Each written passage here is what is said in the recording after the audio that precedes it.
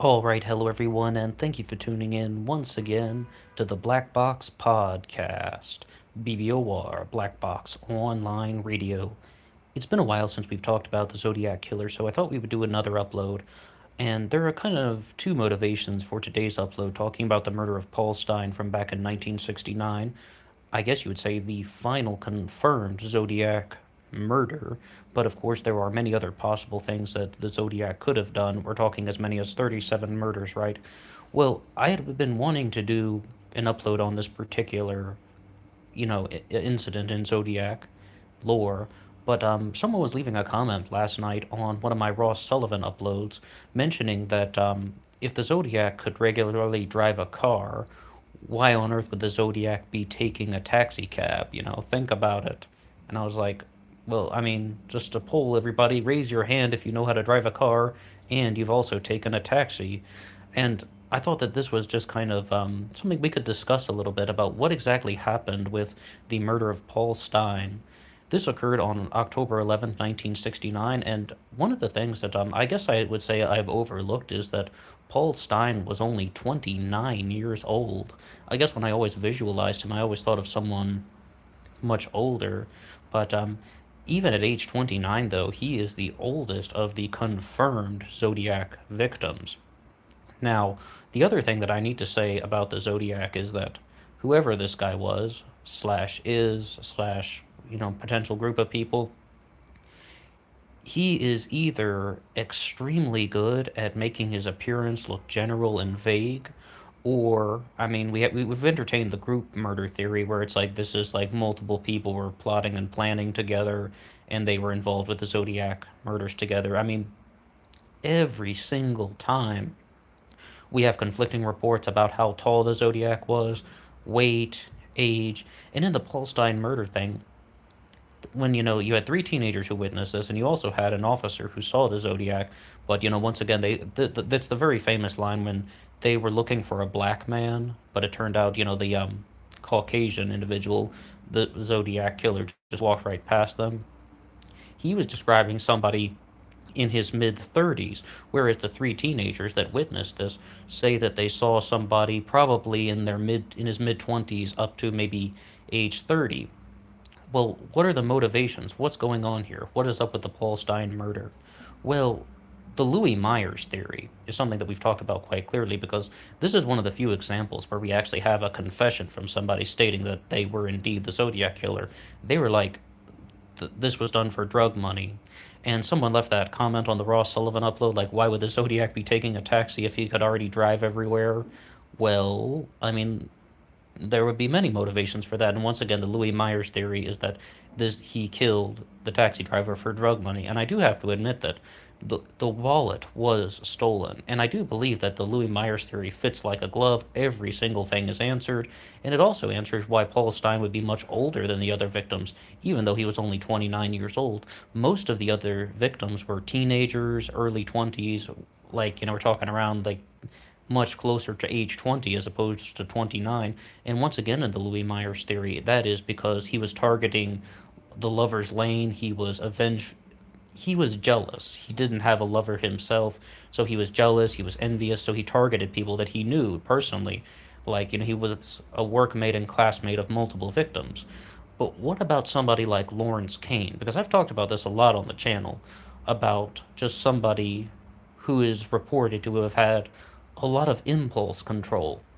And I also thought that the Paul Stine murder was very much reminiscent of Lawrence Kane. Like, I thought that he was also somebody that really fit with this one. What I really would like to say is I don't necessarily believe that this was Richard Gaikowski. This is kind of pointing me toward something where it's like I'm not sure about how this stuff fits with Gaikowski's personality. I'm not a psychologist. I'm not some sort of forensic psychiatrist. When we want to talk about the concepts of profiling, murdering a taxi driver, stealing the wallet, stealing the keys, ripping off a piece of Paul Stine's bloody shirt. I mean, yeah, I could see Gaikowski wiping down the car and such, but those things don't necessarily strike me as somebody, like that what Richard Gaikowski would have concocted. I mean, Richard Gaikowski, if he does not seem like the type that he would be kind of just doing a robbery pretty much.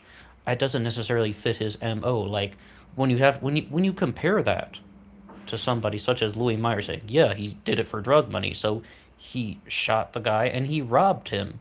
And it's like he stole his wallet. That makes sense. Lawrence Kane, impulse control, that also makes sense as well. Gaikowski, who was a career reporter, had the career with the movie theater. He worked at the Good Times, journalist. That professional type, and you're going to like murder somebody and steal their wallet. I mean, unless Gaikowski was on some really hard times. But no, no, I don't think this matches up that well with Richard Gaikowski. But like, I just have to confess that I am amazed about how easily it was for the Zodiac, how easy it was for the Zodiac to just make his appearance seem so vague. Like every single thing I'm reading is just like, well, it was probably a guy who's about 5'8" and 170 pounds. Oh wait, no, we mean it was a guy who was 6'1" and 200 to 300 pounds. Like every single description you're seeing is just like someone completely different. In some of them, they're talking about somebody that has some lighter colored hair, then they're talking about someone with curly dark hair. Granted, curly dark hair, that could be Lawrence Kane, Gaikowski, or Louis Myers. All of them fit that, but Ross Sullivan would be quite to the contrary. And on this channel, we mentioned Lorraine de Grout. Lorraine de Grout was someone who had a possible encounter with a man who could have been the Zodiac at Lake Herman Road, much after the original Lake Herman Road murders on December 20th, 1968. Months later, she claims to have seen a man with short blonde hair and wearing dark rimmed glasses, claimed he was looking for his girlfriend. He couldn't find her. And then they just got away from him. They were just like, this guy's creeping us out. So they got away from the area. And that sounds a little bit more like Ross Sullivan as opposed to somebody like Louis Myers, Lawrence Kane, or Richard Gaikowski. And not only because of the blonde hair, also some of the other physical things that she described about him. But the point is, all of these sightings are just like so different. And there's another thing to say though about this. It really shows us that Paul Stine was murdered on October 11th, 1969. The Lake Herman Road murders that happened, the first, we're talking about the genuine Lake Herman Road encounter now, December 20th, 1968. That's really not a very big time frame for the bulk of Zodiac activity. And other people have mentioned this. I mean, that's not like my own original commentary line, but it's like, that's really not a large time frame. We have the letters going up to as late as 1978. Although, like, anytime I mention that at all, people have been throwing in some comments saying that they don't believe that the 1978 letter, the final one, was authentic. I will tell you flat out, if it was Ross Sullivan, it was not authentic because Ross Sullivan passed away in 77. I mean, this is something that's quite difficult to kind of analyze. Now, when it would come to something like the possibility of Ross Sullivan committing the murder of Paul Stine, I mean, absolutely. I mean, we'd have to look at some of his, timeline, like his whereabouts on October 11th, 1969. But it's like, with Ross Sullivan, he's the kind of suspect where I don't think anything's impossible. I mean, he was the sort of person who is always, having secrets. He was the person who has that sort of amount, that kind of intelligence and creativity, but could just blow up into rage at any time. Whereas I don't necessarily get that feeling from Gaikowski. If Gaikowski was involved with any of this, and I've talked about a few possibilities with him in the past, then with Gaikowski, I definitely get the larger feeling that he was more calculating. And with like Lawrence Kane and Ross Sullivan, they seem more like people who couldn't control their impulses. Lawrence, Ross Sullivan's about halfway in, halfway out. Like, he seems like somebody who had intelligence, somewhat aware of what he was doing, but at the same time, he probably could lose control rather quickly. Hospitalized multiple times for mental illness, and then he's just openly bragging about it on campus at the RCC, as well as some other things that people have noted. Someone asked me like to look at the handwriting samples in comparison between the Zodiac and Ross Sullivan. And in the first documentary I ever saw about Ross Sullivan, I mean, it's not really a documentary, one of those user generated things. it was on the handwriting comparisons. And when you would read the early descriptions about Ross Sullivan, they would say that the bulk of the case for Ross Sullivan is a comparison in handwriting. And yes, it is very similar. I would not be surprised for a second if Ross Sullivan was the Zodiac killer and he committed every single one of these murders. I would be like, all right, there's our answer. But with Richard Gaikowski, I'm really kind of swayed away from thinking that he committed the murder of Paul Stine. And, we do have some other giant red flags about Richard Gaikowski that we've talked about so much on this channel. And, we've been through a lot of possibilities with him. There was actually something that I came across, just a quick line about Arthur Lee Allen, and just talking about all the possibilities about Arthur Lee Allen. And what it really seems like is the investigators just thought it went up in smoke. They were just like every single lead about Arthur Lee Allen is just a dead end, and I'm I'm somewhat in agreement with that. But I would just sort of ask a bigger question because I made an upload once called Arthur Lee Allen's partner because the possibility that we're going to be talking about two people or maybe three or something, planning the Zodiac murders as opposed to just one.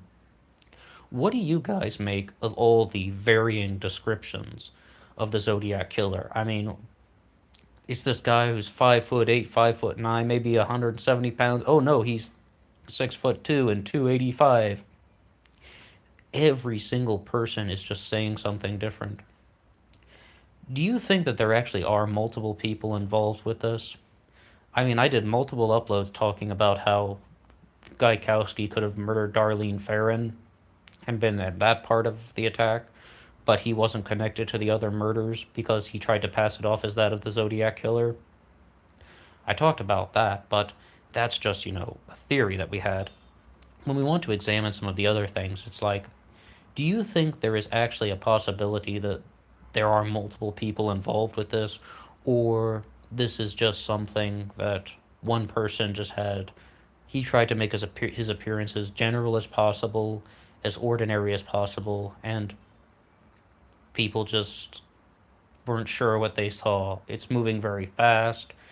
Some guy walks past you at night. I mean, I guess he would have most likely been wearing military boots, so that could have added maybe an inch to his height at the most, and stuff like that. But it's very difficult to try and get a definitive answer.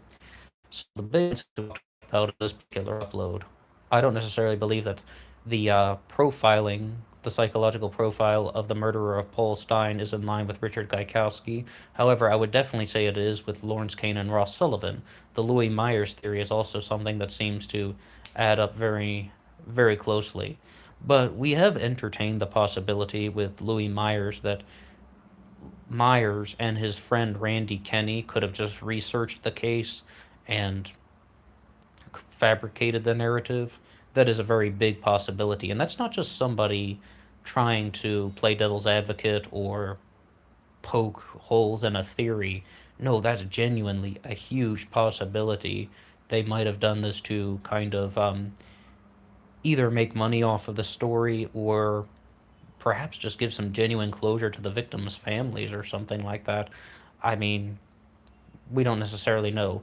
I would say, though, that while I was reading through the descriptions of the Zodiac sightings that people have put forward, a lot of them do describe somebody with brown curly hair, which is what Myers had, but so did Gaikowski, and Lawrence Kane also had dark brown hair, and any one of those three could match up very well with this.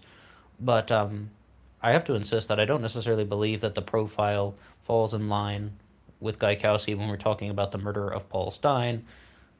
Lawrence Kane and Ross Sullivan seem very likely for this, but the biggest thing that I'm just dealing with now is all of the physical descriptions are just all across the board, and they aren't really lining up.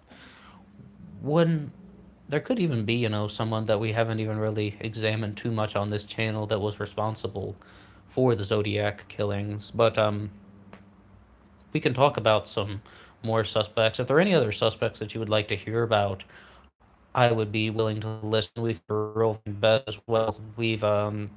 We've talked about Jack Torrance, but I haven't really made a full upload on Jack Torrance because I don't believe that individual is a very likely suspect, and we even talked about Ted Cruz. Yeah, that one wasn't very probable. But anyway, thank you for listening to my little spiel on the Zodiac today, and keep in touch. And if you have anything to say at all about the Zodiac killer, please drop a comment below. And once again, if there's anything that you feel that you would really like to contribute, I would love to hear it, and please drop a comment below.